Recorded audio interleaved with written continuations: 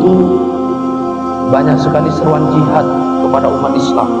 Umat Islam semuanya berlomba-lomba berjihad. Tapi kata Allah, wa minhum ta'ifatun liyatafaqahu fid-din. Jangan berjihad semua, jangan keluar rumah semua, jangan hijrah semua.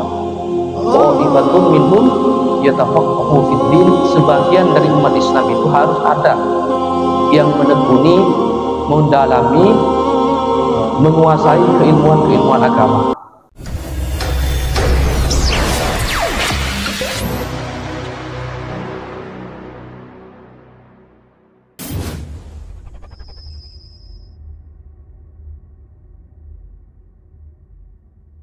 Bismillahirrahmanirrahim.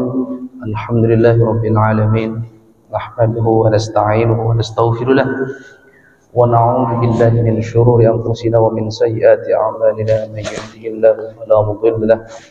Allahumma shalli wa sallim ala sayyidina wa nabiyyina wa maulana Muhammad wa ala alihi wa ashabihi wat tabi'in wa radhiyallahu anhum wa radu an. Amma ba'du. Hadirin yang dimuliakan Allah Subhanahu wa taala, dalam rangka agar kita istiqamah menuntut ilmu sesuai dengan perintah Allah Subhanahu wa taala, maka mari kita bersama-sama meningkatkan kualitas berislam kita. Yang awalnya Islam sebagai doktrin, yang awalnya kita beragama hanya ikut-ikutan, ikut siapa aja, ikut guru-guru kita, ikut nenek moyang kita, karena moyang kita Islam maka kita menjadi Islam. Fa'abawahu yunassiranahu wa yumajjisanahu. Seandainya orang tua kita non muslim, belum tentu kita Islam. Maka keimanan, keislaman yang kita miliki merupakan aset yang paling berharga, baik dalam kehidupan dunia maupun di akhirat kelak.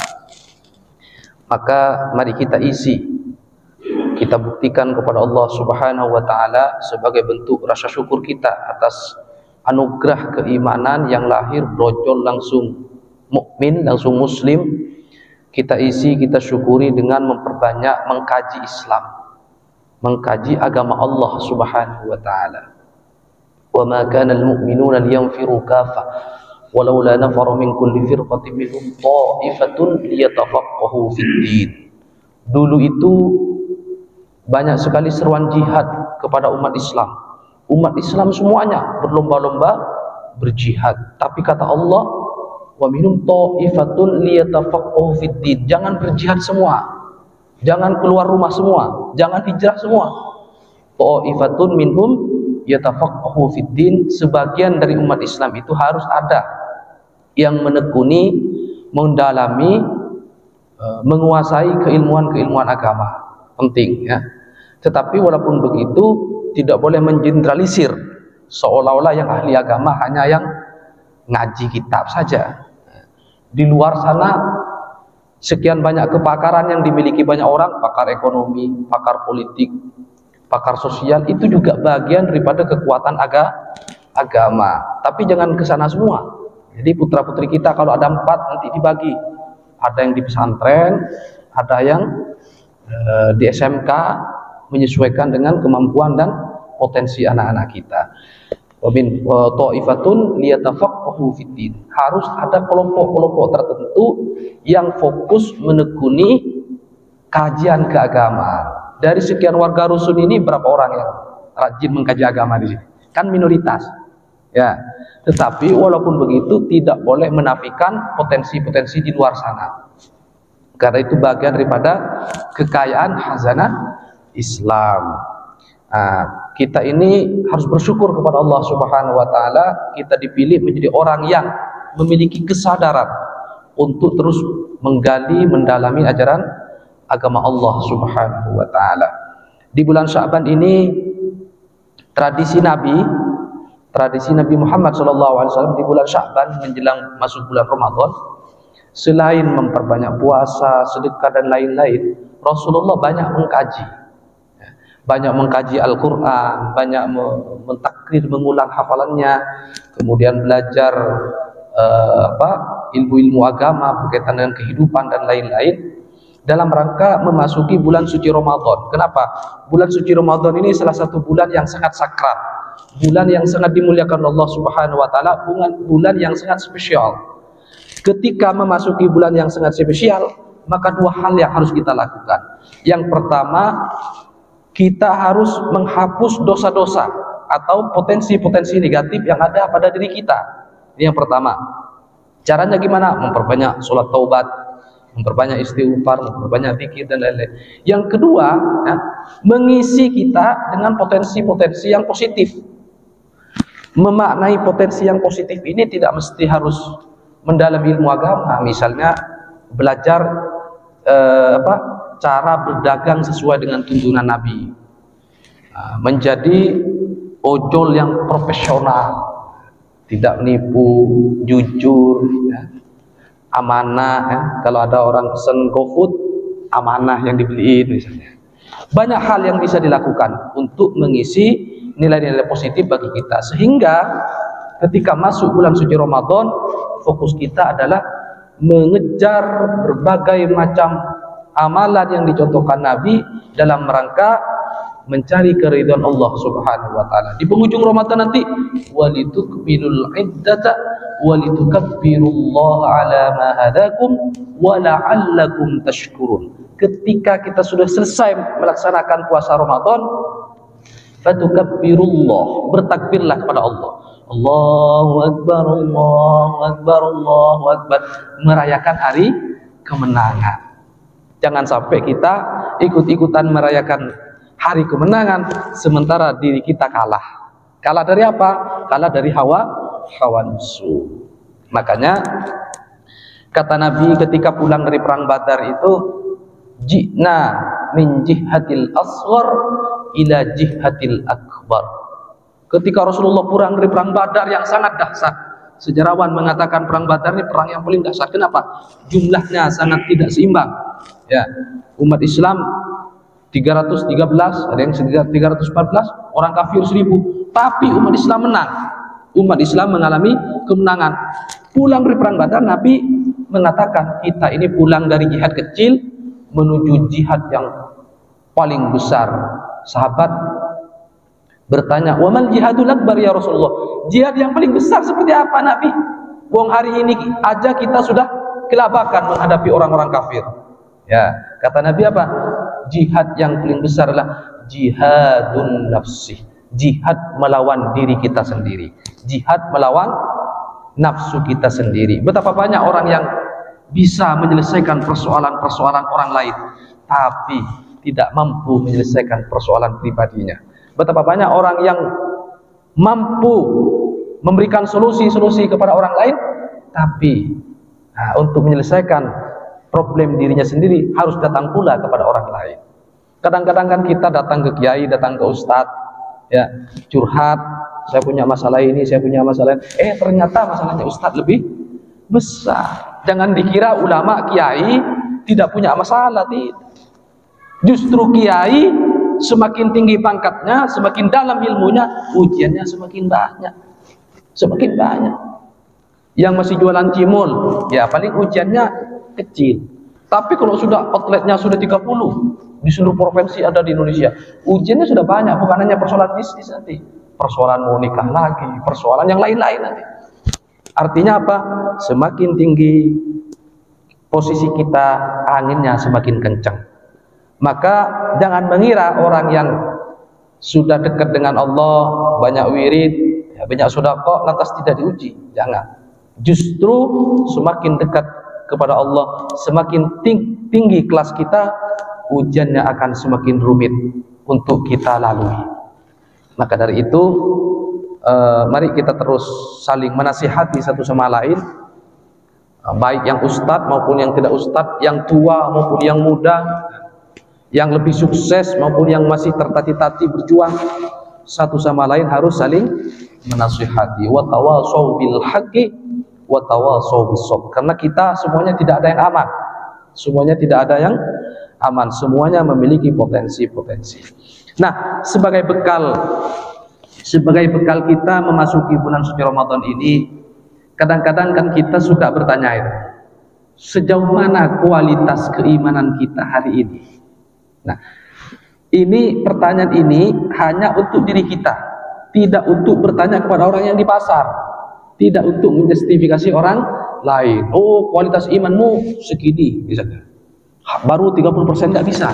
Ini bukan pemilu, urusan keimanan. Ya, kata ayat-ayat yang saya bacakan nanti ini khusus untuk diri kita sendiri, tidak untuk orang lain. Ya. Bagaimana mengukur keimanan kita kepada Allah Subhanahu wa taala? Allah Subhanahu wa taala berfirman, ayat ini sudah sering disampaikan oleh khatib, disampaikan oleh ulama, sering ini. Ya. Mari kita buka surah Al-Anfal. Surah Al-Anfal ini artinya harta rampasan perang. Ya. Suratul Anfal. Ya.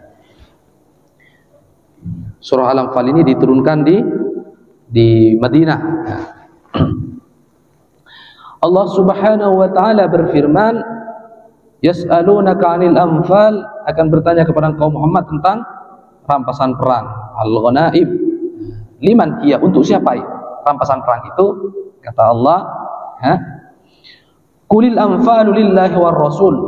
Harta rampasan perang itu haknya Allah dan Rasulnya. Artinya yang berhak membagi itu adalah Rasulullah Shallallahu Alaihi Wasallam. Bagaimana kalau Rasulullah Shallallahu Alaihi Wasallam sudah wafat? Maka yang berhak membagi harta rampasan perang itu pemimpin kita. Kalau di Indonesia yang mengikuti sistem presidensial, yang berhak membagi adalah presiden. Kalau sistem monarki, yang berhak membagikan adalah raja. Fattaqullaha waslihu dzata bainikum wa ati'ullaha wa rasulahu in kuntum mu'minin. Ini pembuktian ya, pembuktian orang itu betul-betul iman atau munafik. Dulu di Madinah begitu. Banyak orang di Madinah dulu hanya pura-pura masuk Islam, orang-orang munafik itu. Orang-orang munafik. Tetapi kata Nabi, nahnu nahkumu bid-dawahir. Kalau dia sudah bersyahadat, ya udah berarti dia Islam yang biasa. Datang ke masjid juga, tetapi sebenarnya hatinya itu lam yu'min billah. Tidak beriman kepada Allah Subhanahu wa taala. Ayat ini justru pembuktian. Ya, kata Allah, kalau ada Muhammad nanti bertanya soal kepada siapa harta rampasan dibagikan, itu semuanya hak prerogatif Allah dan Rasulnya. In kuntum mu'minin, jika kau beriman. Kenapa? Ketika pulang dari perang banyak gerusa-gerusu di luar sana. Oh, kok si itu dapat buah, kok saya cuma dapat ini, kok dia dapat baju jubah, kok saya cuma dapat pedang. Di ayat yang lain dalam surah Taubah Allah berfirman, lain wa minhum may yalzimuka fis shadaqat. Sebagian dari orang-orang munafik itu mempersoalkan soal bagi-bagi. Fa in'tu minha radu. Kalau dapat jatah diam. Nah, kalau dapat PKH diam, nggak rame-rame. Kalau dapat bansos diam, nggak rame-rame. Tapi fa illam yu'tu minha sakhitu min. Kalau tidak dapat, wah, ngomong ini tidak adil, kita harus, karena nggak dapat. Itu salah satu contoh orang munafik saat itu. Kalau orang mukmin mau dapat, mau nggak dapat, dia kembalikan kepada Allah Subhanahu wa taala. Kalau Pak RT salah mencatat, nama kita nggak disebut, nggak dapat bantuan, bukan menyalahkan Pak RT, tapi kita kembali kepada Allah Subhanahu wa taala. Mungkin Allah akan memberikan yang lebih banyak kepada kita. Gitu, ya. Jadi nggak usah banyak nuntut. Kalau masih dongkol hatinya, tinggal datang ke Pak RT, saya belum dapat, nanti dicatat untuk agenda selanjutnya. Jadi surah Al-Anfal ini salah satu pembuktian keimanan yang pertama. Gampang aja kalau ada bagi-bagi nanti. Misalnya masjid, ya ini hati-hati ini buat kita yang jaga masjid, karena saya juga jaga masjid. Kalau ada kas miliknya masjid, idealnya kas masjid itu harus habis. Dapat sekarang 1 juta harus dihabiskan sekarang. Bagaimana Ustadz? Urusan lampu cadangan, ya nggak apa-apa. Kalau masih ragu takmirnya, DKM-nya, nggak apa-apa lah, disimpan dulu. Tapi jangan sampai deposito. Ada masjid di Jakarta surplus pendapatan, deposito Pak 5 tahun, itu dosa itu. Ya, jangan sampai. Kenapa? Yang didapat masjid itu haknya mereka, hak pembangunan atau hak fakir miskin tergantung nanti. Ya, kalau misalnya masjid ngumpulin zakat, maka zakatnya hak yang 8 golongan itu, jangan diumpetin. Nah, kalau ada sisa dari operasional masjid, maka itu harus dimusyawarahkan, dilaporkan tiap Jumat. Saya pikir masjid-masjid sudah melakukannya. Dilaporkan tiap Jumat. Tujuannya apa? Untuk menghilangkan kecurigaan yang lain. Kenapa? Sesungguhnya menjadi DKM masjid itu adalah khadimul masajid, pelayan masjid, bukan pejabat. Kan kita bingung kadang-kadang, apa bedanya pejabat dengan pelayan? Padahal sama. Pejabat yang ngasih honor siapa? Rakyat. Ya kan? Terus apa bedanya dengan pelayan? Nah, bedanya hanya pelayan berdasi, kata orang-orang. Pada intinya kita menjadi DKM masjid itu bukan menjadi pejabat masjid. Nah, kita ini menjadi pelayan. Yang namanya pelayan harus menyesuaikan dengan kebutuhan dan keinginan jamaah kita.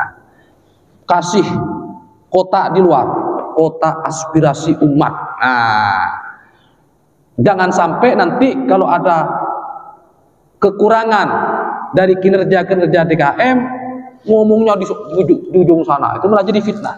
Yang benar gimana? Kasih kotak saran. Apa kekurangannya, itu menjadi evaluasi bagi kita. Kalau kita merasa menjadi khadimul ummah, dikasih teguran nggak bakal marah, Pak. Yang marah biasanya kalau kita merasa jadi pejabat. Di Indonesia itu kenapa pejabat nggak mau ditegur, nggak mau didemo? Karena dia merasa di atas rakyat, padahal dia dihonor rakyat. Kalau di zaman Rasulullah SAW, Sayyidina Umar, Abu Bakar sudah mendeklarasikan, saya ini adalah pelayan umat, bukan pejabat umat. Nah, hadirin yang dimuliakan Allah Subhanahu wa taala, ayat yang pertama surah Al-Anfal ini mengajarkan kepada kita ciri-ciri orang yang beriman, ya. Biasanya itu kalau dapat alhamdulillah, kalau tidak dapat tidak apa-apa, legowo, berarti belum rezeki dari Allah Subhanahu wa taala. Dan mereka terbuka terhadap kritik dan saran. Tidak mudah baper, tidak mudah emosional. Kalau ada persoalan, satu sama lain bermusyawarah. Wasyawirhum fil amr fa idza azamta fatawakkal 'ala Allah. Kalau ada persoalan harus dimusyawarahkan. Fa idza azamta, kalau sudah mentok, fatawakkal 'ala Allah. Ada berbagai persoalan itu yang sering mentok, bukan hanya kita. Di zaman sahabat Nabi banyak sering mentok. Antara Sayyidina Umar dengan Sayyidina Ali, dengan Zaid bin Sabit, banyak perbedaan pendapat yang tidak menemukan titik temu. Makanya kata Al-Quran, fa idza azamta fatawakkal 'ala Allah. Yaudah, kalau sampean meyakini yang A yang benar, saya meyakini yang B yang benar, yaudah kita sama-sama kembalikan kepada Allah Subhanahu wa ta'ala. Yang kedua, ciri-ciri untuk mengukur keimanan kita.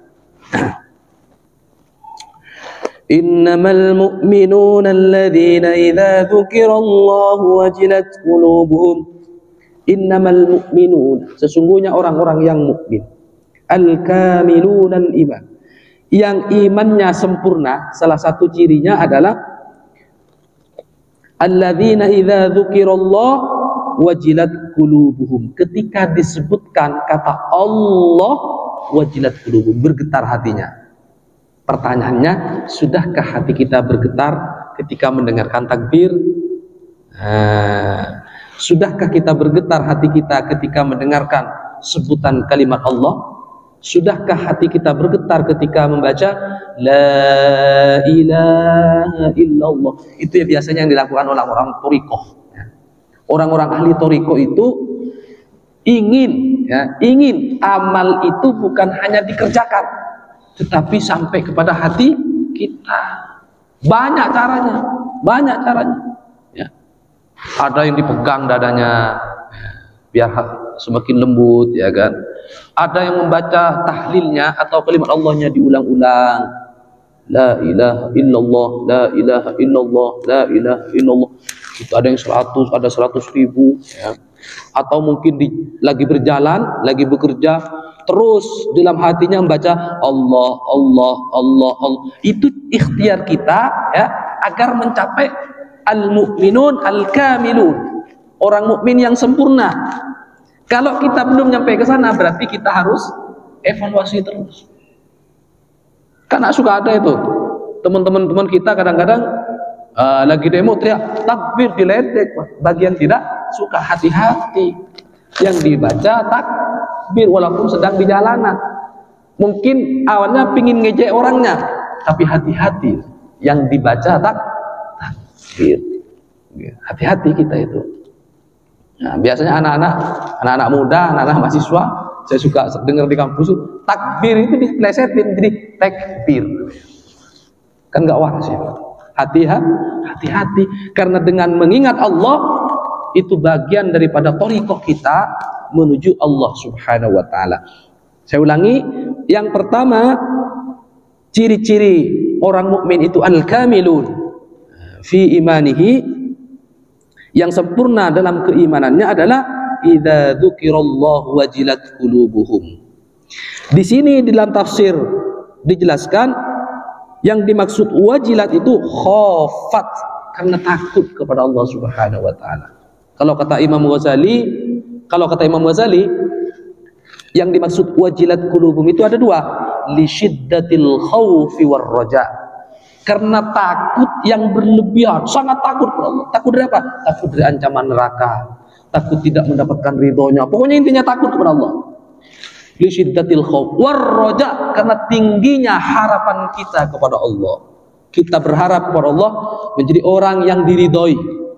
Tingginya harapan itulah kemudian menyebabkan hati kita wajilat qulubuhum. Ketika mendengarkan kata Allah, hati kita bergetar.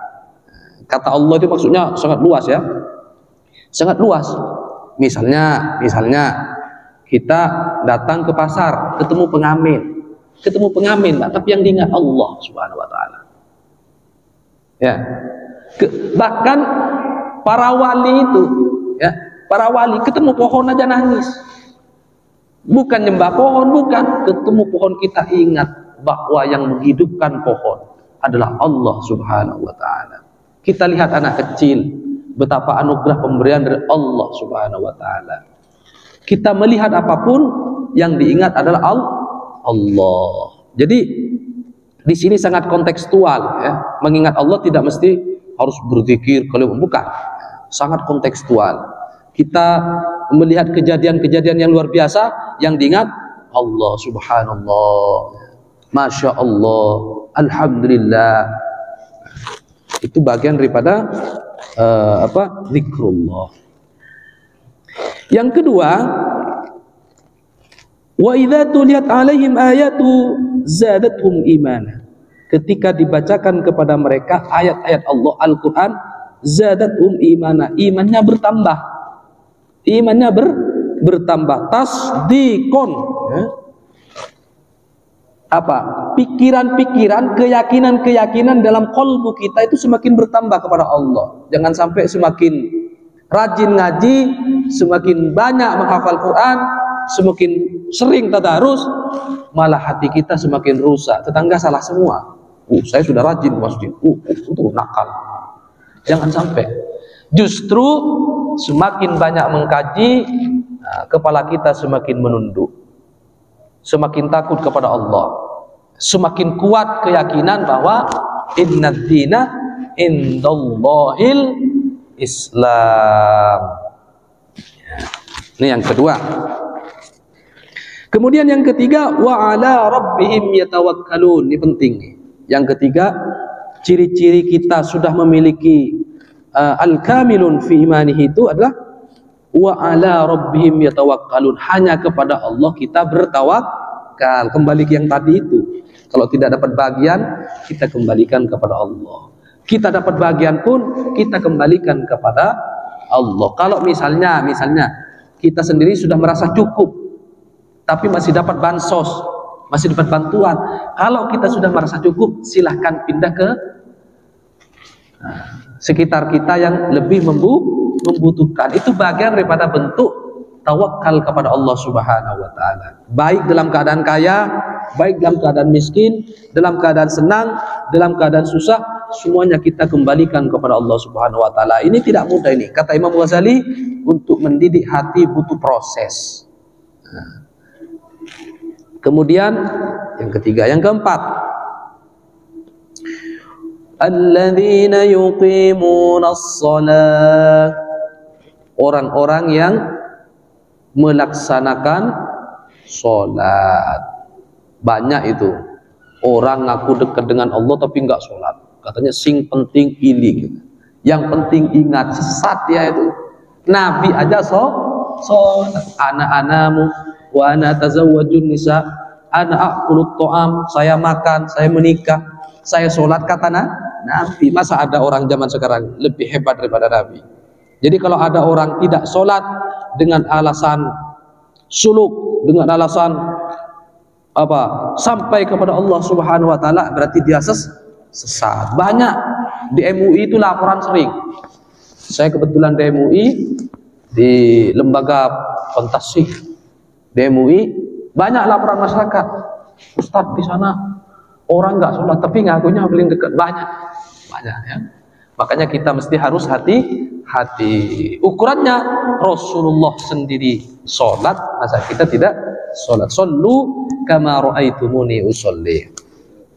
Jadi pembuktian bahwa kita beriman kepada Allah yang paling dasar adalah sholat. Kalau sholatnya masih bolong-bolong, nah nggak bisa ya. Jadi ukuran ini, ukuran pertama adalah sholat. Awwalu ma yuhasabu bil abdu as-sholat. Pertama kali nanti dihisab oleh Allah di akhirat persoalan sholat. Makanya penting sholat ini, penting ya. Sehingga jangan sampai kita sibuk memperbaiki yang lain sementara sholatnya tidak diperbaiki. Padahal di akhirat nanti sholat yang paling ditanya. Sudah benar enggak sholatnya? Rukun syaratnya sudah memenuhi belum? Jangan-jangan wudhunya salah-salah ya, sehingga membuat sholatnya tidak sah, berlarut terus sampai tua, sampai meninggal sholat terus. Nah, makanya kita harus belajar fikih. Nanti belajar fikih tayammum, fikih tohara, harus belajar itu. Kalau belum ada pelatihannya, bikin pengajian. Kalau perlu saya ganti dengan tafsir, nanti belajar fikih aja. Saya di mana-mana suka ngajar fikih ya. Ngajar fikih tayammum, fikih cara mendistribusikan zakat dengan salah-salah. Banyak orang itu salah ya, hartanya sudah sekian, zakatnya pancet aja, gak nambah-nambah. Ada enggak? Ada. Hartanya sudah melimpah, zakat fitrinya ngikutin zakat fitrinya orang miskin. Pelit enggak? Pelit. Masa dia distributor beras, nguasain Jabodetabek, terus zakat fitrinya 3 kilo, ya kan? Harus menyesuaikan. Standar itu, standar agama itu standar minimalis. Ini buat kita aja ya. Kalau harta kita bertambah, maka sedekahnya pun harus bertambah. Kenapa? Sedekah itu tadfa'ul bala. Sedekah itu apa? Menolak bala, menolak kebangkrutan juga. Menolak kebangkrutan. Kalau dagangan kita sudah meningkat, nih hati-hati ini. Kalau UMKM mungkin masih belum memenuhi syarat ya, kalau UMKM. Tapi kalau omset kita sudah meningkat ya, hati-hati dengan zakat. Ini menjelang Ramadan ya. Khudh min amwalihim shadaqatan tuhhirhum wa tuzakkihim. Kenapa? Zakat itu nanti membersihkan harta kita. Takut dari harta itu ada yang mustakmal, dari harta takut ada yang mubah, dari harta takut ada yang haram, atau kita bohong di saat jualan. Ini tadi sudah ditawar 3.000, padahal enggak, padahal ditawar 2.000. Itu juga berpengaruh kepada kualitas dagangan kita.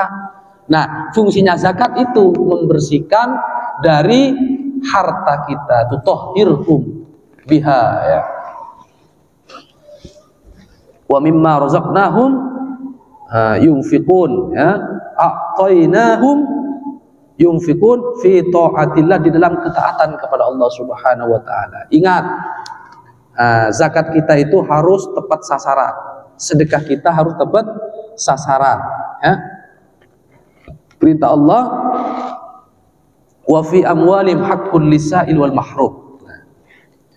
Di dalam harta kita itu ada haknya orang yang meminta-minta, ada haknya orang yang malu untuk meminta-minta. Makanya kita harus profesional. Oh, itu miskin tapi malu meminta-minta, kita dahulukan. Itu sebenarnya tidak miskin-miskin kamet, tapi dia doyan minta. Ya, jangan dijadikan prioritas. Ya, itu ajaran Al-Quran itu, ajaran Al-Quran. Kita sebagai muzaki, kita sebagai orang yang ingin bersedekah harus profesional, melihat secara objektif siapa kira-kira yang paling membutuhkan dari harta kita. Wa mimma razaqnahum yunfikun. Ulaika al-mausufuna bima dzukira. Orang yang disifati, orang-orang yang disifati tadi itu ya. Alladzina idza dzukirallahu wajilat qulubuhum wa idza tuliyat 'alaihim ayatu zadatuhum imana wa 'ala rabbihim yatawakkalun. Alladzina yuqimuna as-shalah wa mimma razaqnahum yunfikun. Ulaika, mereka semua itu adalah al-mausufuna bima dzukira humul mu'minuna haqqa, adalah orang-orang yang betul-betul mukmin, atau bahasa sekarangnya mukmin sejati. Shadiqan bila syakkin, orang yang betul-betul mukmin tanpa keraguan-raguan. Nah, mari menjelang Ramadan ini, mari kita coba mencerna-cerna. Kira-kira kita ini masuk kategori yang mana? Kategori nomor 1, nomor 2, nomor 3, nomor 5, atau ada kategori lain? Dengan begitu kita akan terus introspeksi diri, ya, menghitung-hitung apa kira-kira kok saya susah banget tersentuh hati ketika dengar kata Allah. Kok susah banget hati kita, keras banget hati kita. Kenapa? Jangan-jangan makanan kita ada yang terkontaminasi. Hati-hati, ya. Hati-hati, terutama musim pemilu nih, hati-hati nih. Fatwanya udah banyak, tapi faktanya realitas di lapangan tetap jalan. Ya, ngeri-ngeri sedap, ya. Ngeri-ngeri sedap. Hati-hati, terpaksa Ustaz, karena sudah didesak saya, terpaksa. Jangan dimakan, ya kan? Jangan dimakan. Beli semen aja buat masjid. Nah, beli semen buat masjid atau bangun panti asuhan. Kalaupun kita terpaksa, karena mungkin kanan kiri sudah ruwet, kan? Nah, itu bisa membuat hati kita menjadi kasar dan keras, sulit menerima kebenaran. Diperingatkan, Pak, begini Pak, susah hati kita. Bocah kecil, nasihat-nasihat, lu aja pikirin ya. Nah, ketika hati kita sudah keras begitu, nah, kita mesti harus introspeksi diri. Kira-kira apa yang menyebabkan hati kita keras? Nah, salah satu yang paling dominan adalah unsur makanan kita tidak hati-hati. Makanya kata Allah, falyanzuril insanu ila ta'amih. Hendaklah manusia itu melihat kualitas makanannya. Makanan yang benar itu ada dua, ya. Halalan thayyiban. Selain halal, makanannya berkualitas. Ya, kalau buka puasa pakai kurma, minum air yang cukup, pilih menu-menu yang terbaik. Kemudian halal cara mencarinya, halal cara mengolahnya, halal cara makannya. Ada nggak makan yang haram? Banyak. Kelebihan makan haram, sampai muntah-muntah. Buka puasa, balas dendam, seharian nggak makan, semalaman makan, sampai muntah-muntah. Itu juga haram. Sengaja tidak makan sampai mati juga haram. Jadi kita proporsional, pandai-pandai menempatkan pada tempatnya, sehingga kita itu menjadi orang yang mutawassiton fi kulli hal, orang-orang yang mudrat, orang-orang yang seimbang, tawazun, orang-orang yang bisa membedakan antara kebutuhan dan keinginan. Ini banyak orang ini. Semakin kaya kok semakin ngeluh kepada Allah. Banyak enggak? Banyak. Dulu masih jualan dorong, gerobak, rasa syukurnya banyak. Alhamdulillah ya Allah. Sekarang outletnya sudah banyak, kurang terus, sampai nipu bahkan. Kenapa? Karena dia itu melayani keinginan, bukan kebutuhan. Kalau kita hitung-hitung kebutuhan kita apa, Pak? Dia makan sehari 3 kali, ya kan? Beli baju seadanya, yang penting tutup aurat. bayar sekolah, listrik dan lain-lain. Kalau kita ya melayani kebutuhan, insya Allah di sini tidak ada orang miskin. Tapi kalau kita melayani keinginan, insya Allah di sini miskin semua. Benar nggak? Pasti kurang. Jadi kurang itu bukan persoalan kaya dan miskin, tapi persoalan mental. Duitnya banyak, mentalnya miskin. Seharian cari duit sampai lupa sholat, sholatnya telat-telat. Ada orangnya yang pendapatannya kecil, di bawah UMR, tapi masih sempat aja ke masjid, sempat aja sholat. Kenapa? Dia itu menyederhanakan keinginannya. Kita belajar menyederhanakan keinginannya. Handphone biasa-biasa aja, nggak usah ngikutin tren. Apa sih kebutuhan telepon? Handphone, telepon, WA, SMS cukup. Nonton YouTube, nonton pengajian ya, biar YouTube-nya masjid ini banyak penontonnya. Itu aja. Kenapa harus beli yang harganya berapa itu? Harganya puluhan juta ya. Nah, mana lebih manfaat kira-kira duit itu dibuat bangun musola. Jadi mari, termasuk saya ya, mari kita, saya bilang kita, bukan antum semua. Mari kita latihan menyederhanakan keinginan, ya. Memenuhi kebutuhan. Kebutuhan itu wajib dipenuhi, tapi keinginan tidak harus dipenuhi semua. Ya mungkin sekali-kali buat hadiah. Kalau si kecil dapat bintang kelas, gak apa-apa, kita kasih hadiah lebih, menyesuaikan dengan keinginan. Tapi memang biasanya, ini kalau anak ya, kalau anak kecil itu keinginannya semua dilayani oleh orang tuanya, justru mereka menjadi tidak mandiri nanti. Rata-rata pemimpin besar, presiden, raja, rata-rata hidup dari keluarga yang ketat dan keras pendidikannya. Ketat dan keras maksudnya bukan dipukulin, bukan, disiplin. Disiplin. Kalau kebutuhannya handphone A30, ya A30 aja, nggak usah sampai SS. Menyesuaikan sesuai dengan kebutuhan. Nah, jadi sekali lagi, mari kita menjelang bulan suci Ramadan ini, kita mulai teduh nih ya. Pemilu sudah selesai. Kita rakyat kecil kembali kepada aktivitas masing-masing. Jangan meributi pemilu lagi. Pemilu sudah selesai. Bahkan yang di atas itu, yang pura-pura ribut di TV itu, sudah ngopi Pak. Sudah ngopi.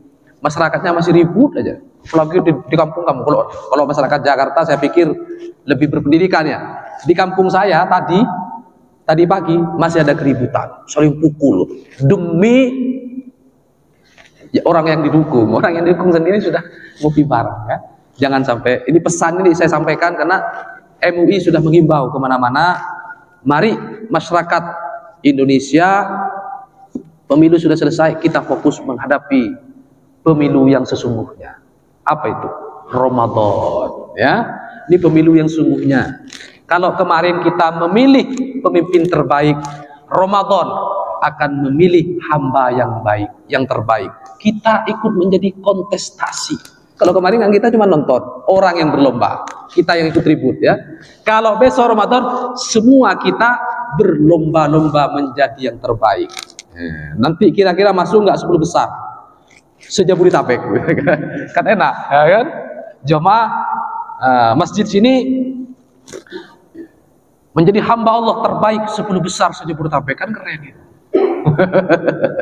Jadi pemilu yang sebenarnya besok bulan Ramadan. Mudah-mudahan kita tetap bisa istiqomah. Mari kita rebut ya Lailatul Qadar di bulan Ramadan itu, karena dapat satu kali aja selama hidup kita Lailatul Qadar, kita seakan-akan ya, seolah-olah atau sama beribadah selama 83 tahun. Ada nggak di sini yang usianya 83 tahun? Belum ada ya? Masih di bawahnya semua. Kalau kita dapat Lailatul Qadar nih, kita sama dengan beribadah tanpa henti, tanpa jeda selama 83 tahun. Ya kan? Lailatul Qadri khairum min alfi syahrin, 1000 bulan. 1000 bulan atau 83 tahun. Kalau usianya masih di bawah 83 tahun, kemudian dapat satu aja trofi Lailatul Qadar, ya kan? Dapat satu aja pahala Lailatul Qadar sudah cukup. Sudah cukup. Kalau kita dapat Lailatul Qadar, minta aja sama Allah, ya Allah kalau udah waktunya meninggal nggak apa-apa dah, selesai udah hidup ini. Selesai. Kita takut meninggal kan gara-gara takut, ya kan? Takut kena azab. Ya kan, dosa masih banyak, ya kan, sholat masih susah khusyuk, ya kan, mau dipanggil pengajian aja berat, kaki datang ke masjid, ya kan, terus sudah mau mati. Nah, ketakutan kita di situ sebenarnya, karena kita takut, takut kurang beruntung nanti. Dari naudzubillah summa naudzubillah. Kalau kita sudah yakin bahwa kita insya Allah mendapatkan tempat yang terpilih, insya Allah, ngapain takut? Kullu nafsin dha'iqatul maut. Setiap jiwa pasti menghadapi kematian, nggak bisa kabur kemana. Semua orang pasti akan mengalami yang namanya kematian. Mudah-mudahan kita semua di bulan Sya'ban ini semakin baik dan semakin baik, sehingga nanti di bulan Ramadan kita menjadi yang terbaik. Kita menang pemilu Ramadan, ya. Ini saja yang dapat saya sampaikan. Wallahu muwaffiq ila aqwamit thoriq. Wassalamualaikum warahmatullahi wabarakatuh.